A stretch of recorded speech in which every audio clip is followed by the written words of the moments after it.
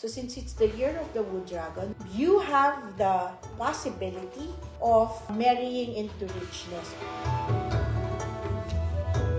So ibig sabihin, kung single ka, malaki ang tsansa that you could actually find a partner or a spouse na medyo from an affluent family or could be so giving sa'yo. Pwede rin naman po na ibig sabihin nito ay there are people around that could actually be trusting you with their money if you are a dragon, pero depende kung nasan si dragon. You also are being visited by the Heavenly Punisher. Ang Heavenly Punisher naman po, ibig sabihin niya, nagsiself-sabotage ka. Pinapunish mo yung sarili mo or your mental capacity, nandun na nadidepress ka. So, kalaban mo rin ang sarili mo this year. So, try to actually counter this kasi alam nyo na yan ang haharapin nyo by February. So, put an end to this, no?